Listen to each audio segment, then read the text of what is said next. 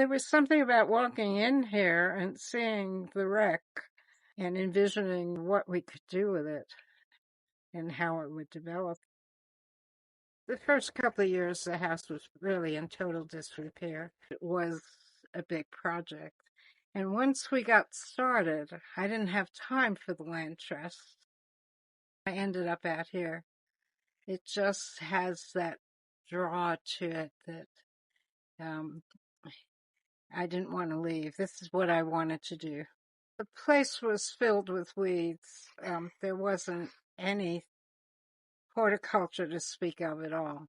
So I was doing two things. I was actually cleaning the land very vigorously, very hard job, and I was doing research to find out what was here so we knew what to plant and we knew how to rehabilitate the gardens. Spent a lot of time out here at the very beginning. It wasn't just a Saturday. I'd come out. I'd be the only person here.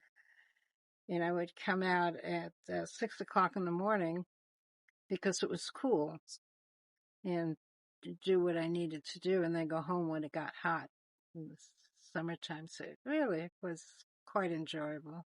When they decided to put in the garden, we had developed plant lists. That was the basis for making the garden. I quite honestly didn't do much else in my life except come out here and work, for a couple of years. We were very loose structured for a while. And one of the things that I enjoyed was the freedom. I come here and I pick my job, I do what I want to do. And I did a little bit of everything. And the companionship was wonderful, the people who were involved.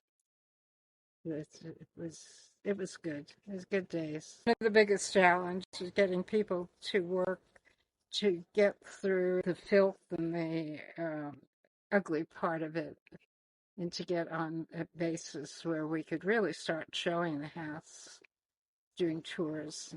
And that it really took a couple of years to do that. And the landscape, I would say the same. We had some pretty dedicated people who did the hard work. David and Betsy and I came out here one day, and David stretched out the tape to make the corners.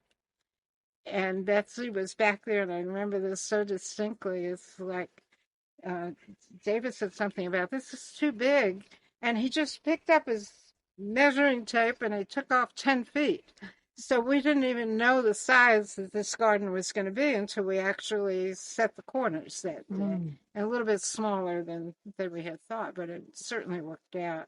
We wanted the garden to represent what was on the property. So to have this concentration of plants in here was a new concept to me. And of course, we're exhibiting more than just the house, but it was a lot of fun to put this together. The pink rose that I first saw coming up out of the ground, it's over there now. You can see it. There's one of them blooming, Baron Prevost. And it was one I was not familiar with. I wasn't familiar with old roses at all. So I learned a lot. But that was quite something to see that growing in this garden that was no longer a garden. I placed the roses that we had, I identified that were still here. And since I didn't have enough roses, I put in Empire Mine roses just to fill the space with roses. And I think that worked out well. We were connected with Empire Mine. The landscape was connected, very much so. So I felt justified doing that. There are a lot of decisions like that you just have to make a compromise. The whole thing is so beautiful that it doesn't make any difference anymore. I think the vision kind of developed to just be a Julia Morgan house in Grass Valley that's visited to show off what we have. It is a beautiful Julia Morgan house. David is responsible for starting the project. David is responsible for saying, we want this house and we're going to rehabilitate it. He made all the effort. He wanted it and he made it happen.